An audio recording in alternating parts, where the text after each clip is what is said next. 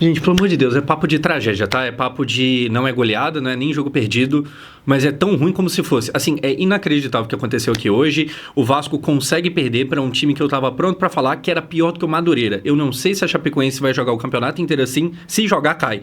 Assim, era um jogo que, sinceramente, parecia um time profissional contra um time amador, porque todo mundo aqui concorda que o Vasco não é um super time, mas jogava com uma facilidade como se fosse. Mesmo assim, consegue não ganhar dentro de casa, contra um time que não conseguiu fazer nada.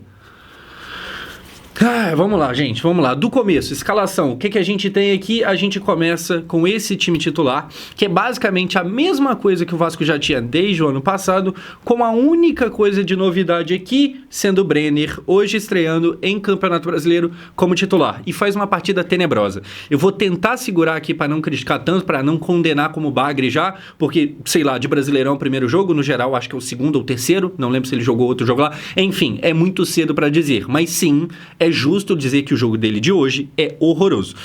Assim, na mesma hora que eu não quero condenar ninguém a nada, até porque eu quero que esse maluco dê certo, porque a gente precisa que ele dê certo, mas lembrou a época de Pedro Raul. Era assim, um show de gol perdido, um monte de maluquice. Voltando um pouquinho aqui, antes que eu me esqueça, você vai ver aqui a ausência do Paulo Henrique, que é titular do Vasco, mas que não está jogando, que não tem sido nem relacionado. O que acontece? Tem se falado que o Paulo Henrique tá com uma lesão no pé, tá com dores no pé, e aí começou a surgir um burburinho de, será que ele não tá pra sair não? Porque tinha surgido um boato de Palmeiras querendo ele, e aí ele para de jogar, ele começa a nem ser relacionado, e aí começou a surgir esse medo. E aqui eu trago a informação pra você que surgiu hoje no meio da tarde, que não, ele não deve sair, parece que ele realmente estava jogando no sacrifício, estava tendo que fazer infiltração lá e tal pra resolver o problema do pé. Então, se for verdade, menos um problema, é só uma questão de uma lesão ali, que logo logo ele volta, e não que ele tá de fato saindo do Vasco. E aí, cara, é bom que ele não saia, porque o Pumita é o reserva dele. E aí você fala, pô, mas o Pumita foi quem fez gol hoje, então não é bom ter o Pumita não, tipo assim, a gente não tá tão na merda, tá assim, o Pumita não dá pra confiar defensivamente, não. O Pumita, o padrão dele é errado, tá ligado? Ele vai fazer gol também,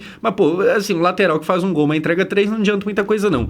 Enfim, esse era o Vasco do Diniz pra hoje. Diniz que chegava sobre muita pressão. E como é que começa com o Lucas Piton perdendo uma oportunidade, uma de 200. O Vasco, pra quem não viu o jogo e veio ver isso aqui, o que eu acho que nem é tanta gente assim, porque a gente não perdeu, o pessoal gosta de ver a tragédia, apesar de que isso aqui tem toda a cara de uma. Enfim, o Vasco teve milhões de chances no jogo. Aqui, cara, começa com uma oportunidade que a bola é cruzada na área, um lateral desvia para outro lateral finalizar. Vai do Pumita pro Piton, o Piton joga para fora. E aí, na sequência, o que a gente tem? Mais chances do Vasco. Aqui, olha só, a primeira bola que o Vasco consegue trabalhar pelo chão, porque até então, assim, a Chape veio para colocar 12 jogadores na defesa, sendo que cada time só pode entrar com 11. Enfim, aqui o Vasco consegue pela primeira vez trabalhar a bola pelo chão, vem o Nuno, ele passa ali, ele consegue jogar essa bola para trás, tem o chute do Coutinho que para no goleiro. O Vasco, pelo menos, nesse lance aqui, ele chegava pela primeira vez trabalhando a bola, porque até então era só cruzamento dentro da área,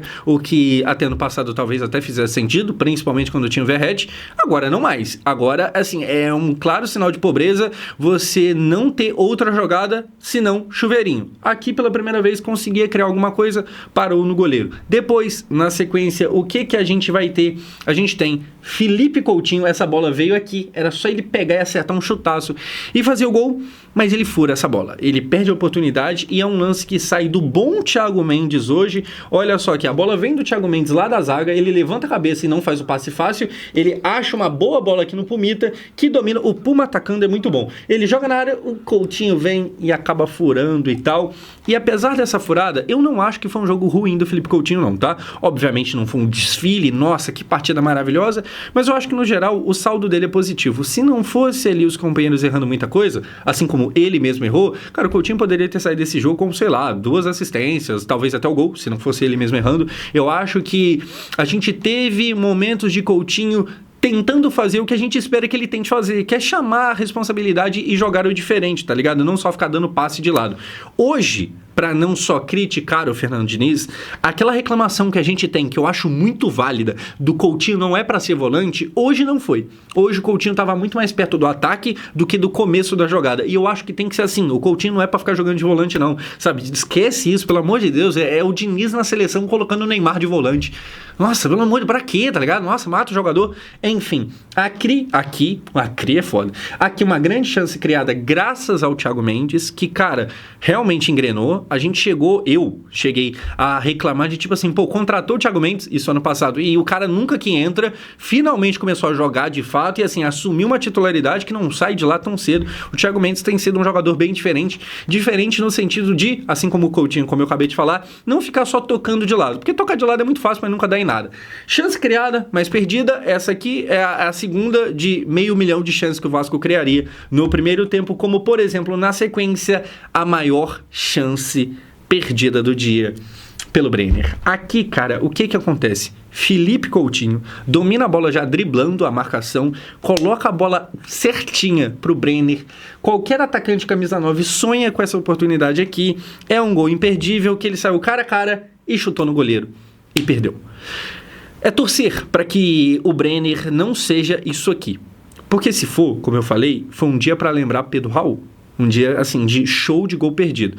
Essa aqui, esse é o tipo de chance que nem dá pra falar que, pô, foi um azar e tal, não. Aqui ele mandou mal. Aqui ele perdeu mesmo a oportunidade. Aqui é muito mais culpa do jogador do que mérito do goleiro, tá ligado? Do atacante do que do goleiro. Enfim, mandou muito mal o Brenner. Uma grande chance criada pelo Coutinho, como eu falei, já domina driblando. Coloca ele cara a cara e ele perde a primeira oportunidade enorme. Isso aqui é muito gol. Um 9 não pode perder. Torçamos para que seja só um dia que foi muito ruim, um péssimo cartão de visitas, porque isso foi, e não que seja um jogador ruim, seja só um cartão de visitas muito ruim. Não importa como começa, importa principalmente como é que termina, até porque também não adianta se ele faz 3 gols hoje e o resto do ano ele é uma morte. Torçamos para que seja só um início muito ruim, certo? Enfim, perde aqui uma senhora oportunidade. O Vasco, que tinha todas as chances do jogo, não é que tinha mais, é que tinha todas.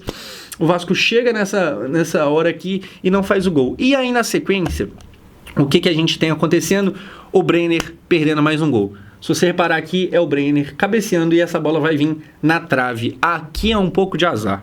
Aqui, se na outra eu falei que meio que é culpa dele, no sentido que ele deveria não perder, ele deveria ter qualidade para aproveitar e não aproveitou. Aqui eu acho que, obviamente, tem um quê de qualidade também, desculpa, mas eu acho que é um azar ali e tal, ele cabeceia a bola vai na trave, perde mais uma boa chance o Vasco. E aí, olha só, a gente tem até aqui o vídeo, cruzamento de escanteio do Coutinho, a bola vai ter um desvio aqui no primeiro pau, vai sobrar para ele sozinho e ele joga lá na trave. E aí depois a gente tem uma polêmica. E cara, aqui eu vou te falar o seguinte, tá? Eu acho que o Vasco talvez tenha sido roubado no jogo de hoje. O que acontece? Para você que já viu, você já sabe. Para você que não viu, vou te resumir aqui. Existe um gol do Brenner. E aí o dia do Brenner, ele era tão ruim que todo gol fácil ele perdeu. O único que ele fez não valeu. Cara, o que acontece aqui? Pra mim existe um grande erro aqui, pelo menos eu acho que é, mas se você discorda, comente aqui o porquê. O que acontece? A bola vai no alto. O Nuno tá ali muito perto do goleiro. O goleiro, ele é encostado pelo Nuno, mas não com empurrão nem nada do tipo. E por causa desse encostar, mesmo sem empurrão, o Wilton Pereira Sampaio marcou uma falta do Nuno Moreira. E aí você pode falar, não, mas foi falta mesmo. Cara, o que acontece? Primeiro, que desde, assim, o ao vivo eu já falei, pô, mas não foi nada. E aí o Wilton Pereira marcou o gol como invalidado. E a gente tem aqui vídeo desse lance, essa imagem aqui, tá até o arroba, é do Dan Lesser, que tava lá em campo. Cara, eu vou ter que passar bem devagarinho pra gente poder acompanhar aqui. Olha só, vamos com calma, essa bola vai ser desviada, ela vai lá no alto. E aí o que acontece aqui? Reparem no Nuno, olha só, passando bem devagarinho, o Nuno olha o goleiro, ele abaixa os braços, tipo, ele faz assim, sabe, segurando a própria mão. E aí, cara, ele só olha pro goleiro e é marcado falta. Assim, sinceramente, pra mim, não existe um... Repara que vai vir o zagueiro empurrar o Nuno contra o goleiro. Pra mim, não existe muito um caminhar dele em direção aqui. Pra mim, o goleiro já vem pelo contato e é marcado falta. E aí, o gol é invalidado. Você pode discordar e tal. Eu, sinceramente, eu nem sou de ficar reclamando de arbitragem e tal, até porque o Vasco muitas vezes faz tanta raiva que reclamar da arbitragem, pra mim, é desviar o foco do que realmente merece. Mas, cara, aqui eu não entendi. Eu, sinceramente, não entendi. Eu acho que gol normal. E aí, se você discorda, novamente, comente aqui embaixo. E aí, esse aqui é o típico lance que não teria importância, porque o Vasco estava ganhando de 1-0, não nesse momento, mas até o final do jogo. O Vasco estava ganhando, e aí esse aqui seria só, sei lá, o gol 2, tá ligado? Na verdade, seria o primeiro, mas seria o gol que faria os 2 de vantagem e não só um. Só que a partir do momento que o jogo terminou empatado, isso aqui fez muita falta. E aí eu acho que houve um erro do Wilton Pereira Sampaio. Mais um. Enfim. Dessa forma, termina o primeiro tempo. 0-0. E aí, se você veio aqui, mas você não viu o jogo, e você tá vendo eu falar que foi um atropelo do Vasco, só que você não tá entendendo esse atropelo, vamos aos números. Começando por posse de bola, 73% pro Vasco, contra 27%. 73%. Gente, assim, a Chapecoense pegava a bola e não ficava 20 segundos com ela. Assim, muitas das vezes não ficava 5 segundos. A Chapecoense pegava, ou ela perdia para o Andrés Gomes, que recuperou a bola 200 vezes, como corre o Andrés Gomes, ou ela chutava para frente e entregava de bandeja para o Vasco, porque ela não queria ficar com a bola. Era retranca, retranca e retranca. Enfim, 73% de posse de bola. Finalizações, 17-1. 17 finalizações a 1. Finalizações no gol, 6-0. 10 escanteios para o Vasco. Nenhum para a Chapecoense. 10 escanteios só no primeiro tempo. Atropelo do Vasco. Atropelo. Que não apareceu no placar, porque principalmente o Brenner perdia. E quando ele não perdeu, eu acho que teve essa marcação errada, essa marcação indevida do gol como invalidado. No segundo tempo, o que a gente começa tendo? Mais chances do Vasco. Aqui o Piton chuta a bola, ela já ia entrando pro gol, o zagueiro vem, o goleiro já tinha ficado, mas o zagueiro vem e evita. Porém, logo na sequência, o que a gente tem? Finalmente acontece o gol do Vasco, que já estava mais do que anunciado, que a gente já não via a hora de acontecer. Acontece com o Pumito Rodrigues, que se torna, ele dá um passo à frente na artilharia do Vasco no ano. Isso me preocupa muito mais do que me alegra. Enfim, o que acontece? O excelente Andrés Gomes, como corre, como, meu Deus, isso é incrível dentro de campo, cruza a bola dentro da área, o Pumita como atacante aparece e faz o gol e sai aqui comemorando. Cara, o Pumita segue não me passando tranquilidade. O Pumita, sinceramente, é um jogador que me passa medo toda vez que tá em campo. É verdade que ele faz muito gol. Hoje nem foi o caso, mas é verdade também que ele faz gol bonito. Hoje não foi o caso, mas ele é esse maluco. Mas também é verdade que ele dentro de campo quase sempre ele vai entregar paçoca uma hora ou outra. Então, por causa dessas e outras, eu não gosto muito de ver Pumita no time não, tá ligado? Mas aqui ele faz e é importante, é um gol que a gente já não via a hora de acontecer. O Andrés Gomes é quem consegue assistência e, cara, bendito seja o momento que eu falei que o Andrés Gomes é o melhor jogador do Vasco hoje, mesmo existindo o Coutinho no time. Desde que o Ryan saiu, o Andrés Gomes é o melhor jogador do Vasco. Como corre, é impressionante. Em alguns momentos ele aparentava até estar meio perdido dentro de campo, meio, sabe, sem saber o que fazer exatamente, mas na mesma hora ele estava acertando alguma coisa que só ele acertaria, recuperando uma bola que só ele recuperaria. Tem bola que já tá saindo, que todo mundo meio que nem tentaria correr, porque simplesmente não dá para evitar o lateral, que ele corre e ele evita o lateral e ele pega a bola. Assim, é um jogador numa velocidade 2, tá ligado? Quando você acelera um áudio, porque você não tá com paciência de ouvir aquele áudio de 1 minuto e meio, ele é o cara que corre 1.5 ou 2.0. Ele é um cara muito fora da curva, corre demais. É torcer por Rinestrosa do outro lado também contribui muito. Assim, grande acerto do Vasco, Andrés Gomes, que foi comprado pela diretoria. Vasco 1-0. Cara, era um jogo que, assim, a gente dominava, 1-0 era muito pouco, era um jogo para fazer goleada, até para abrir ali o saldo de gols no campeonato, porque isso é importante, e principalmente era importante fazer o segundo gol e não parar nesse aqui, justamente porque vai que toma empate, né? Mano, era praticamente impossível tomar empate. Eu repito aqui para você, o primeiro tempo terminou com 17 finalizações pro Vasco contra uma deles, e a única deles sequer foi no gol. Assim, surreal pensar em empate, né? Não, olha só, antes do empate acontecer, show do Brenner. O que a gente tem aqui? Cara, azar, de novo, novamente, jogo terrível do Brenner. A bola sobra pra ele lá do outro lado, ele finaliza, ele chega na bola, ele consegue acertar a bola, atacar a bola, só que ele acerta a trave. Aí tem um rebote, porque a bola bate na trave e volta. Aí ele finaliza de novo e ele para no goleiro. Assim, chance clara. Clara. Ele tem 2 oportunidades só em um lance aqui. A primeira para na trave, a segunda no goleiro. Aí depois, o que a gente tem? Mais uma chance perdida pelo Brenner. Cruzamento na área, ele chega de primeira e joga pro alto e não consegue fazer o gol. Repara como que ele estava perto, ele tá pulando em cima da linha da pequena área. Ele não faz. Assim, eu só não peso mais a crítica ao Diniz aqui hoje, porque hoje o time realmente criou bastante, muita chance clara, muita chance que assim, camisa 9 sonha em ter, mas que o nosso perdeu. O Brenner manda muito mal, faz uma partida muito fraca. Esse não é um vídeo patrocinado pela Flash Score, inclusive, saudades Flash Score, ai caralho, mas se você pega a nota dele, seja na Flash Score, seja na SofaScore, seja qualquer aplicativo de nota, cara, ele vai ter uma nota que assim, é tão ruim digna de um jogador que tomou vermelho no começo do jogo. Só assim, normalmente, alguém tem uma nota tão ruim quando é expulso em algum momento do jogo. Se for no começo, pior ainda. Uma nota terrível, sem ser expulso, sem tomar cartão, sem nada. É só porque ele perdeu tudo e mais um pouco. Enfim, aqui não faz gol o Vasco. Mas tudo bem, né? Teoricamente, apesar de ter perdido 300 oportunidades, tudo bem, porque a gente vai ganhar esse jogo. Assim, a Chapecoense não fazia nada. Gente, como eu falava, a Chapecoense, o último jogo do Vasco foi contra o Madureira. O Madureira era muito melhor do que a Chapecoense, sem exagero nenhum, sem forçar a barra. Dito isso, gol de empate da Chapecoense de falta no último lance. Golaço, Jean Carlos, que já fez gol contra o Vasco, também em último lance, acho que na época que ele jogava no Juventude. Fica aqui a curiosidade. Enfim, cobrança de falta, 45 minutos, já nos acréscimos do segundo tempo, golaço, absurdo.